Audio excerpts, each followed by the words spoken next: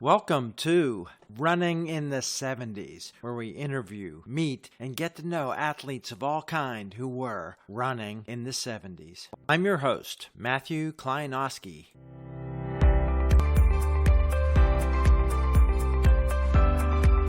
Today on the podcast, we're back in Colorado. I only have so much time for this introduction, so I can't do everything. Here's somebody who not only was running in the 70s, but before, but he's nearly been running for almost 70 years. Everything on his running CV would fill me talking for the next hour. He started organizations. He ran everything from the 100-yard dash up to the marathon. A lot of coaching experience at the elite international level, Olympic coach. Welcome today on the podcast, Rich Castro. Hi, Rich. Good morning. Thank you, Matthew, for having me on. Great. Rich, let's talk way back, your origin story. When, where, and how did you first get involved in running or sports of any kind? I go back to a track craze community called Laverne, Southern California, hotbed for sprinters and lots of different activities going on during the mid 50s. The reason I got involved with it was a local hero, a guy by the name of the Reverend Bob Richards. He was a two-time gold medalist in the pole vault. He was multinational champion in the decathlon. In 56, I'm in grammar school. I'm walking by the grocery store and I see boxes of Wheaties in a display. I looked at it sideways. Then, lo and behold, Bob Richards is scheduled to speak at our school assembly. He talks about his experience winning his second gold medal in Melbourne. Then he starts talking about doing something in the community. And two things jump out. One, that afternoon, I'm out doing sprints. We have a grass track at our elementary school. The grass has lined, burned into it. And I'm out doing 50-yard dashes. And one of the teachers popped out. So what are you doing? I said, I'm getting ready for the Olympics. I got so jazzed up from listening to the story. In any case, Bob Richards started a program called Junior Champs. He said, all the kids in the community are welcome to come out. It's going to be at the local college track. Come out. We're going to have all these track events. So it's free. I showed up. The sidebar to that experience is I'm lining up to go into the sprints because I thought I was quick and fast because I was very little as an elementary school kid. And the person tells me I can't run. And I look at him. He says, you don't have any shoes. So I said, okay. So I obviously was heartbroken and disappointed. And my house is about 2 or 3 blocks away from where I am. We live on kind of the wrong side of the tracks in the community. I go back and I get the idea. I'm going to steal or borrow my sister's tennis shoes. Back then, tennis shoes and a uniform were required to go to high school. So she's a freshman. I borrow her white pointed female tennis shoes and go back and do the long jump. And I won the long jump. So I didn't get the sprint. That got me started on running. I found out that I was fast as anybody in the community. We had teachers that were interested in promoting this. They had a grade school track team starting in 5th grade. So that's how I got into it. Did your sister's shoes fit?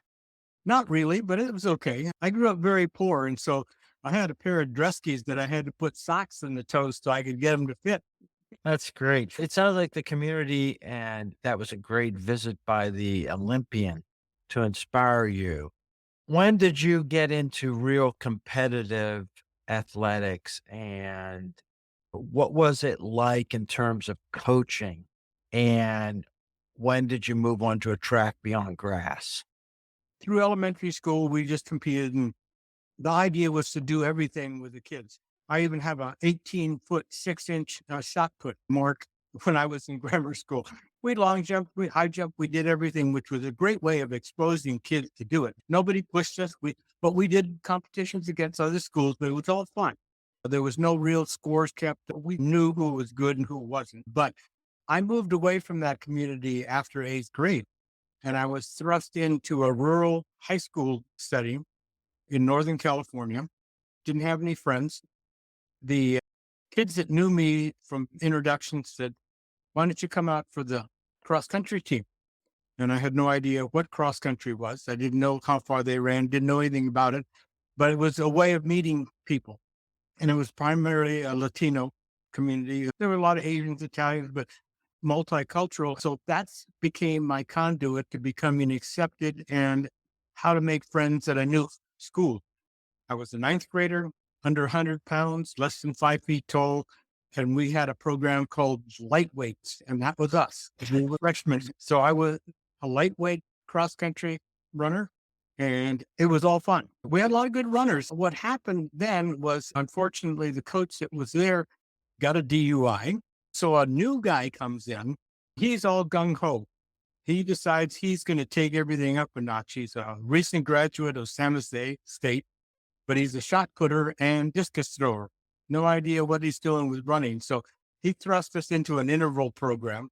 We're doing all kinds of things with running and just working our butts off. His goal is to break the school record of 5:14 in the mile for as many guys as he can. We do that, and the team begins to gel. For me, it's all fun. This is the first time I've ever trained. So now we're training regularly, etc. And if you roll through it, 4 years later, this team goes undefeated, wins the conference title. They don't have state competitions in 1964. The highest level we can get to is called the North Coast Sectional Championships. And I'm vacillating between the fourth, fifth, sixth man on the team as a senior. And lo and behold, we beat all kinds of teams much bigger than us. We finished third, and I'm sold for life that this is it. But it was the biggest race I'd ever been. Peed in my pants at the start. And 1964 is the time that it's the revelation. This is something I want to keep doing. Let me ask you about your ideas on competition. You recall and view it as it was fun, but competing against other schools, your fourth, fifth, sixth man, you had been accepted by the community. So that you're friends with the kids and your teammates now. So competition's fair game. How did you view competitions? Because I was never the best guy on the team, it was always fun to be part of something bigger than myself. I remember when I finished that last meet, everybody was congratulating me because I had finished well and strong, and I helped the team that day. All of a sudden I realized that's what it was really all about, was us doing something together. It didn't really matter that Ron Chalmers had done really good and was up in the top. He couldn't have been anything if we hadn't finished in third place. And here's this small rural high school, much like that movie McFarlane. Here's a bunch of Mexican kids who don't have a whole lot going on for them, coming together and going undefeated and winning the conference title, etc. Ironically, the next year, the football team finally had some success, and the community went absolutely nuts. For us, Sure. nobody said anything. Oh, big deal. Was there things in the newspaper, do you think? Occasionally there were some things about the cross, but we were considered a weird group of skinny kids running around in their underwear at that time. Okay, in the mid-60s, guys were still throwing things at you as they rolled by, beer cans, etc., pop cans. They'd be opening doors as they're coming at you because they think it's funny that you're out there. So running was not something that was widely accepted. Like I said, that meet in the North Coast Championships, there were only 300 kids at that race, but it was the biggest race I'd ever seen. Yeah. And normally a big race was like 75 kids because they'd have 7 or 8 teams there. How was the funding? Did you have spikes, quality shoes? Yeah, we grew up in the canvas tennis shoe era, Converse with that big bald gum sole at the front. No, no heel support. Things were for us were atrocious. My first pair of shoes was a huge, very heavy pair of Wilsons, but that's all my mom could afford. And we had to go to another town to buy them. Equipment was lacking. We had those satin shorts. Nothing really fit, mainly because we were so skinny and small. We didn't know any better. I had no idea how to train a year round because we were farm workers. So I worked the orchards and the crops during the summertime, but I was physically fit and always strong for my age.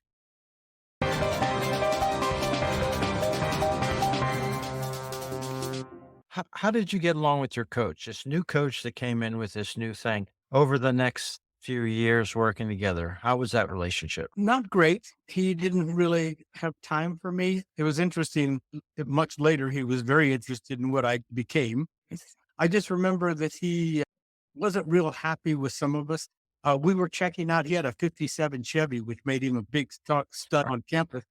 And he was really angry that we had popped the hood and we're looking at his engine and we're marveling at how clean and everything was. And I didn't have a lot of rapport with him. The only thing that I really remember is he made me very self-determined because the people on the team were saying, You're actually pretty fast. You're not as strong as the rest of us, but you're fast."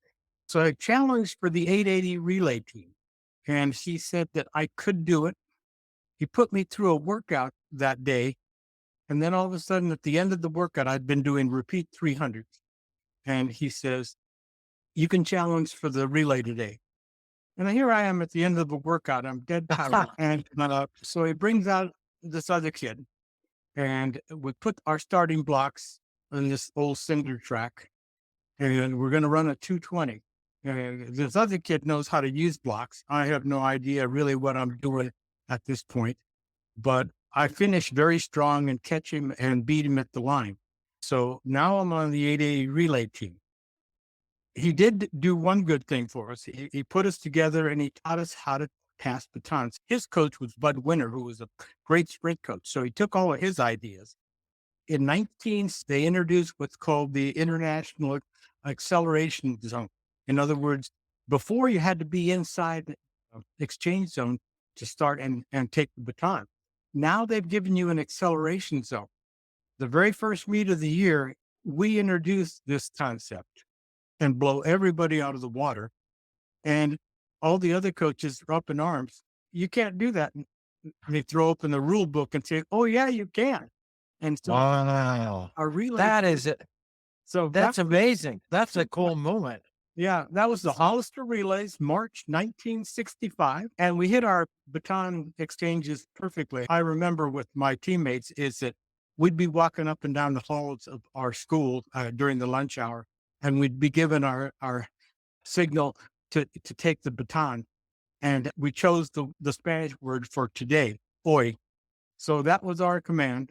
We ran 129.6.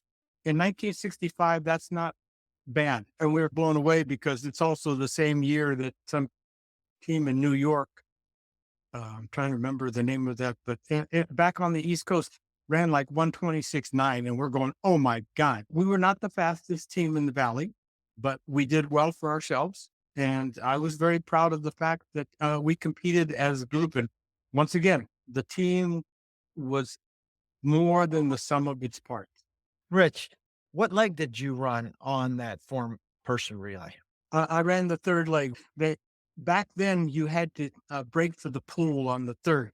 And because I was quick and fast and maneuverable, that was my option. And so I would take the baton and weave my way through the exchange zone because there's always guys running with you, and hand it off to our anchor man, Dan Tracy. And Dan was a big, tall, strapping Irish kid. And I pride myself in the fact that our relay teams, both in high school and college, never dropped the baton. So, Wow. because I worked hard on it because I wanted to be the guy that they could count on. Good for you.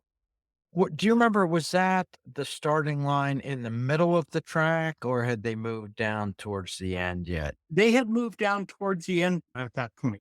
Things were starting to change in 65. So that was good for us. But like I said, the uproar that went around that international exchange acceleration zone was quite to do. It's just something new. And all of a sudden, here's this school taking advantage of that rule. Yeah. Did you master the blocks for other sprint races before you left high school? I tried and I did more of it. And it took me almost 4 years to go back to it. I became a full-time sprinter my senior year in college. I did master the blocks, although it was probably the weakest phase of my running. I think the 200 would have probably been the best for me. I never got to run on artificial surfaces. I did it only once. And I lament the fact that I never got a chance to run on some of those really fast tartan tracks, etc. Yeah. But that's just our era. Well, let's get just a little bit more of your life background before we go from your transition high school to college. Your first language was Spanish. Correct? How were you as a student early and then by the time you graduate? How were your grades and how'd you handle school? Long trajectory because I went through and got a master's degree. But as elementary school, I really didn't learn how to read well till at least the fourth grade. And that's really because I had a Latino teacher. Mr. Richard Flores was the coolest guy in the world to me because he had a T-bird and he looked like me. And he introduced me to what was called the library. And he introduced me to the Donald Duck series. So I learned to read using those Walt Disney characters and the Donald Duck series. Then I discovered sports biographies, and I read every single one that I could get a hold of. Babe Ruth, Lou Gehrig, Roger Bannister, everybody that I could get a hold of, I became a fanatic. And so I became a pretty good reader.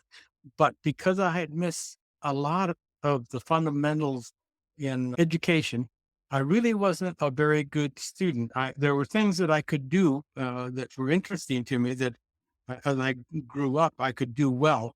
They had an applied math or practical math class that I did well in, but I wasn't good at theoretical math. History was something I really enjoyed because of sports heroes. They didn't have a class on car engines, unfortunately, huh? You know, all those kind of things. But I got a decent education and I got better as I went through. In college, I struggled my very first year. I was even put, and folks think I'm kidding when they hear the name of my very first class in college. It was called Bonehead English. That was the name of the class. And it was given to students that were remedial in their English skills. And I progressively got better because I was more and more interested in what I was reading and doing in school, and college gave you electives. So I became a much better student. And then I became almost a phenomenon in my master's work because my professors couldn't believe the workload I was taking, but also the stuff that I was into, because I was reading a lot of the Swedish research back in the early 70s on blood doping and what was going on there and the exercise physiology implications. Once again, I excelled as a graduate student. I was a slow starter and finished hard, like my races. Yeah, that's great when something interests you. It reminded me of that time in my little parochial school when I had to do the school work and I was a more behavioral issue. But I found a book on no hitters and I said, can I do my book report on this? And once the teacher said yes, I was like, oh my God, I can read whatever I want. They just want us to read. So I can relate to that. But you talked about your idea of you becoming a runner and then with the sectional meet success, you really cementing your identity. How did you get into college selection, pay for it? How did that transition work? It's an odd story. I wanted to stay local because I had a girlfriend. So I've been thinking about going to the local junior college because I've applied to Santa Clara and I can't afford to go there and I can't get any help. And all of a sudden, my dad decides he's going to send us back to our old hometown and show people that his oldest son can, in fact, go to school there. And so it's an ego thing for him. And lo and behold, the school accepts me. So I work my butt off all summer long, save up money. My parents give me a little money, but they're very poor. And I'm living in a 10 by 10 room with no heat, no running water, no facilities, and one light bulb. And I'm walking over to campus, which is a block away, and showering at the gym. I scraped enough money to buy a dining hall pass, so I'm eating. And I worked my way through. I'm taking every odd job I can find. I made it through my freshman year. I'm voted the most valuable freshman on the cross country team. I'm having success. I'm the third man. I'm doing well. I'm plowing through my Educational part, I'm still struggling educationally because this is all very new to me. Then my friends that I've made take me under their wing and say, there's ways of helping you pay for school. And so my coach takes an interest, they take an interest. So the next 3 years, I move on to campus. I excel in cross country and track and in the classroom. Everything is together. The whole idea of being a team, being part of something, all of a sudden it's meshing very nicely for me. And was where Bob Richards was the Reverend, and he taught there. And that was the place that I first ran at, that I got kicked off that track. Which university was this and exactly where is it? It was called Laverne College in 1965, which is my freshman year of the fall. It's in the San Gabriel Valley, just a little southeast of Los Angeles. The schools that we competed against, most people have heard of: Whittier, Redlands, Pomona Pitzer. One of the places that I really ran well was at Caltech. They were in our conference. And so Wow. all these small schools are in a string, all within 40 or 50 miles of one another from one end to the other. How far did you travel with the team? And what were the facilities and the coaching like there? The facilities were terrible. We had a dirt track. We didn't travel very far. The farthest I think we ever went was just down to India, just near the San Diego area. We never traveled very far, but there were plenty of meets to go to because Mount Sac Relays was just over the hill and the Wow. Long Yeah. Beach Relays were just 30 miles away. So we got a chance to meet a lot of great competition locally. You've run a long time. Had you met with any injuries up through this point that were severe? I was having trouble back then. You were supposed to rub dirt on things and just muscle through it. And I was always having problems with my low back because we were farm workers and stoop labor. I'd created some issues for myself, my low back. It wasn't until years later when I had an MRI, I found out that I have a fused lumbar vertebrae by itself. Right. It may have been because Wow. I injured myself. I have a fractured wing on that side, on the right side, near that area. And I have a split nerve in that same area. So I basically had to just deal with the injuries and I ran through almost everything. How'd you decide what to major in? My father wanted me to be a businessman, and that was my declared major starting out. My coach inspired me to become a physical educator. He became my role model and my mentor. He knew very little in how to train an individual, but he was the most incredible motivator, mentor, and individual I'd have ever met. And he is so well thought of by so many of my classmates and peers. And that's what he could do. He could basically get you to believe in yourself and what you were capable of. And he was 100% supportive of what you wanted to get into. Do you think the relationship that he had with you is common with all your other teammates? Did he connect with you better, or is that how everybody related to him? Everybody thought very highly of him. I will never know, but I know that he thought that I was special.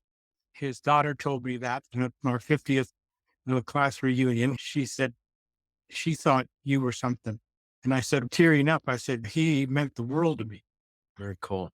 What was your best accomplishments if you were going to put your CV in college? What was your best accomplishments there in Well, track and cross country? as an undergrad, I think it was my sophomore year, I set several course records because things were just new in the area. Southern California cross country is really road racing. And so I have a very smooth, rhythmic step. I'm not very strong, but I'm very fast and I could finish very strongly. I had a great freshman and a part of my junior year, and that's when back issues started kicking in. Then my senior year, all of a sudden I'm switching to the shorter distances because it's much easier for me to cope with the discomfort and problems that I'm having by not having to put in the mileage. My coach is 100% behind it.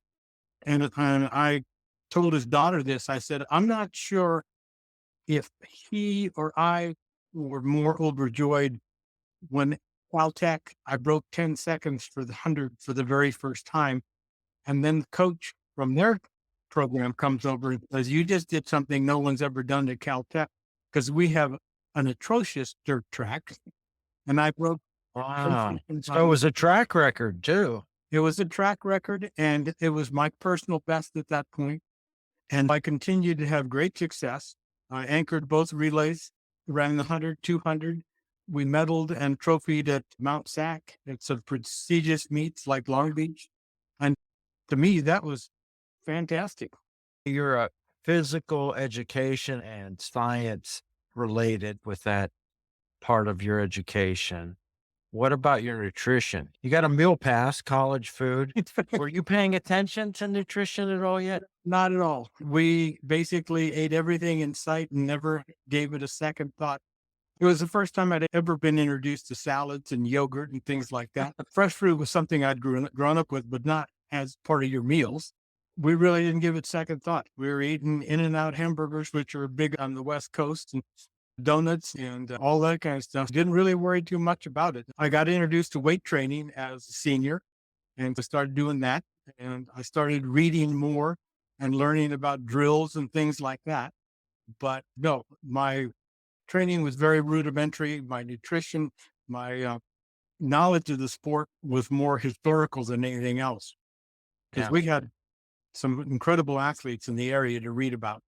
That's interesting. Other people at that era, especially sprinters, when they discover weight training, it's like, whoa, now my times will come down, not from the running training, but yeah, that more holistic approach.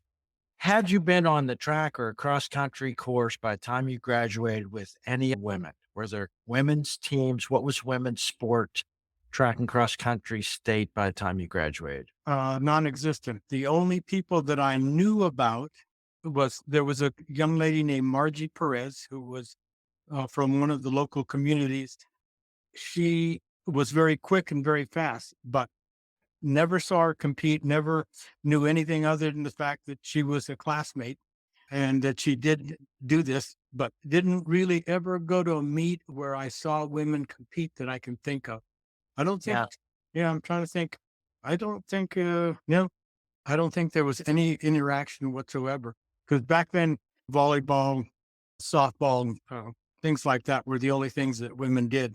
When you graduated, I assume your father, the rest of your family, pretty proud, and the plan had worked out. What did you see your athletic career or activities would be once you graduated? Had no clue. All I did was put my nose to the grindstone. I was just going in one direction, get that degree. Because obviously, no one in my family had ever gone to college. My parents only went to elementary school. So no one in our extended family had ever done anything like this before. And here I was graduating in 4 years. If it hadn't been once again for my coach, I would never have given a second thought. He nominated me for a scholarship from the California Teachers Association. I was given the scholarship to work on my teaching credential. He gave me a job as his assistant coach. So now I have my path set for another year.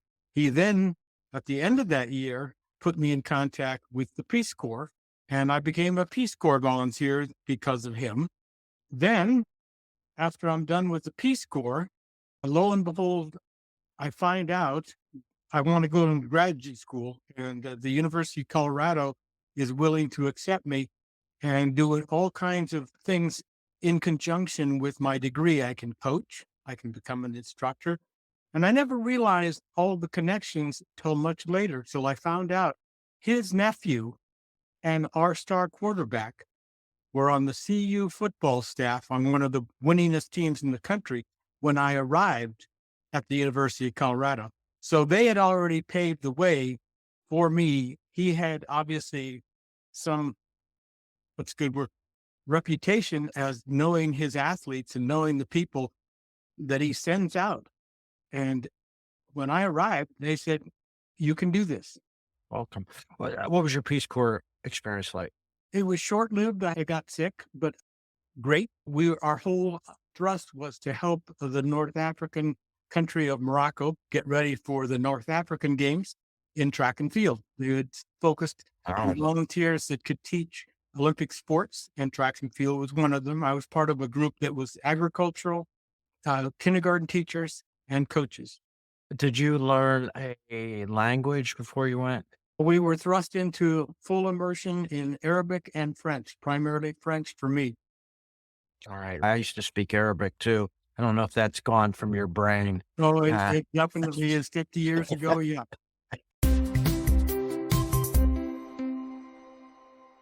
when did your running resume? It never stopped. Fortunately, I ran through my graduate work and ran through the Peace Corps and then ran when I arrived. It was just something that I was able to keep on doing. I'm one of these guys that was blessed with a career that never forced me to stop because so many of my friends had the military, family, career, injuries, whatever. I never had to pause. Let's make sure everybody knows what city is CU in. It's in Boulder, Colorado, which became a hotbed. I Yes, it arrived is. in the fall of 1971 at the same time this other skinny guy, Frank Shorter, showed up How soon did you meet Frank? almost immediately. He came into the track office, which I was a grad assistant, and was looking to use the indoor track. The coach at the time, head coach, was Don Meyer, brought over and said, "This is Frank Shorter. And so you might see him during your workouts. He wants to use the track." And I said, "I know who Frank is."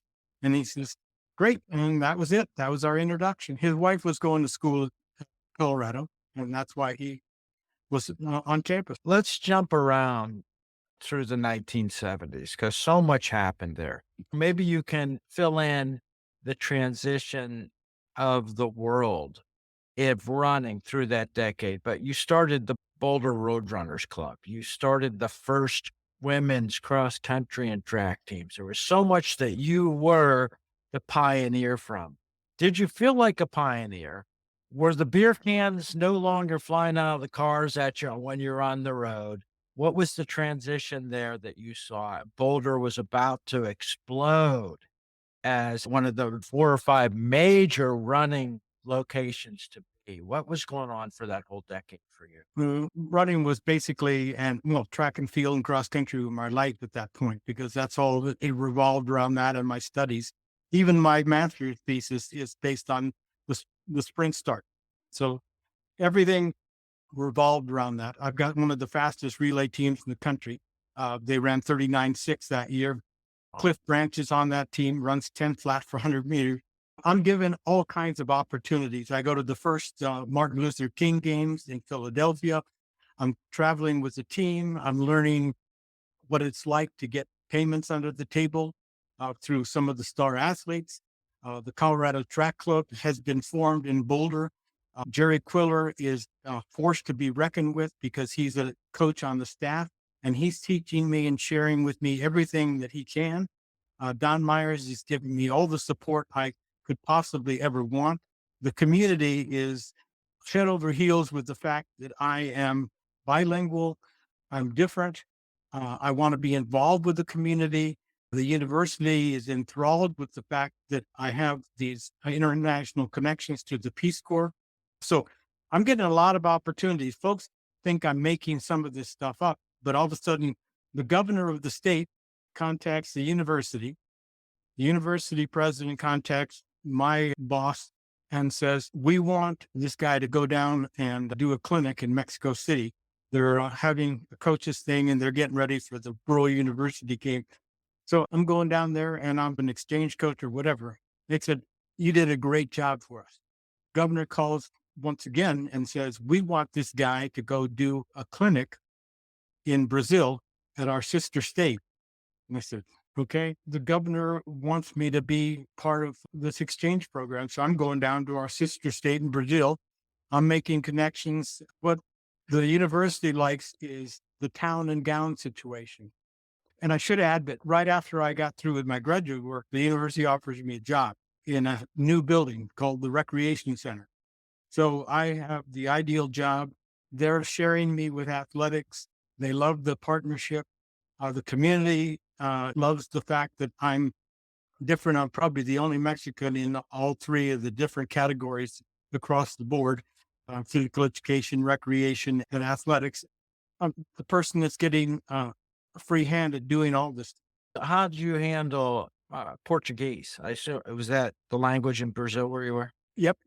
They told me not to worry about the translator because I said I can speak English to my translator, Emerson, and then he can tell you in Portuguese. I said, I do speak Spanish.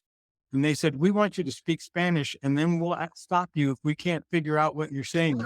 So they nicknamed it Portuñal, a combination of the two. And so we got through the week just fine. Nice. Mhm. All right. So you are being given these opportunities. Let me just ask specifically about the beginning of the women's programs. How did that And come about? Title IX has been declared. It's a federal regulation. University is dragging its feet. They're not in compliance. They don't want to be in compliance. The athletic director is old school, a guy by the name of Eddie Crowder, who's now deceased. Eddie's a football coach. He's the athletic director, and he says, I don't want a thing to do with you. And university president says, we have to. He says, you figure it out. And so he's got one of the best teams in the country. So he's got this leverage. The recreation center has opened. It's a few years old. And the president says, you guys are going to be under the recreation department. I'm on staff at the recreation center. My boss calls me in and says, we've been mandated just to house the new women's athletic program. We're going to start with a handful of sports, gymnastics, swimming, basketball, track and field, and I can't remember what the other one was, maybe softball. He said, you're the new track coach. And I said, what? He said, starting in the fall, you are the new cross country and track coach for women. He said, already I'm letting you work with the men, just do the same thing with the women. What's our budget? Virtually nothing. So I go and start recruiting and filling possible female participants. And lo and behold, we get a bunch to come to Colorado. My first recruit was a young lady named Cindy Ike out of Daytona, Florida. And we still stay in contact. She's a wonderful young lady and very successful in life. So that's how the women's program got started because nobody else wanted them. And so I was the coach for 2 years, got them up off the ground. In our second year, Mary Decker joins our team, and we finished third in the nation, Stephen F. Austin, in the AIW championships. And the next year, we play host to the AIW championships in Denver. So we got off to a good start, and Colorado has obviously continued to do well on the collegiate team. I want to ask about your approach to coaching and how you related to coaching women, how people reacted to you. But first, what was your reaction after the 72 Olympics in Boulder and at the university with Frank Shorter's success? Obviously, the town was gaga. Frank and I had had some interaction. In fact, he gave me a tape of the race that ABC had given him, a copy of that one, and with commercials and everything. And everybody wanted to meet Frank and be around him, and running became a thing. Boulder was already a very active community and very sports oriented, a lot of mountain hiking and rock climbing and all kinds of stuff. Cycling was big. And so this was just on top of everything else. It was the thing to be doing now. Let me ask you too, if it occurs to you as we go, after Mary Decker and the other people coming into Boulder, the names that come that you remember when people come in, but that'll just come up as we talk and your stories. But how about you as a coach? How was your approach with meeting new athletes or gaining their trust? And how did that all go for you? When did you find the flow and the lane for that? Uh, I tried to emulate my coach in college, and I took an interest in the individual rather than just their performance. And I'm still friends with a lot of the athletes that I worked with. That tells me at least I was partially successful. And many of them complimented me. And I've gotten some really great comments from kids much later on, and they're no longer kids. One of my former athletes became the coach of the year for the state of New Mexico. He says, I used a lot of your workouts. He says, what you taught us. And he says, I tried to emulate the way you approach things. And all I was trying to do was help them become the best person they could be And I was always open to new ideas. When people say, "Where'd you get that?" I said, the drills that we started doing, I stole from a Polish coach in Canada. I would sit and talk to any coach that was willing to talk to me. I was borrowing ideas, using whatever I could come across in the literature, etc., and find out, how can we do things a little bit better? How can we make this fun? And I found it is very fun talking with Rich Castro. That's it for part 1. We'll continue with Rich next time in part 2. I hope you enjoyed another episode of Running in the 70s. Voices, stories, and memories of athletes who were running in the 70s. Until next time, wherever you are, keep looking forward and don't forget to look back.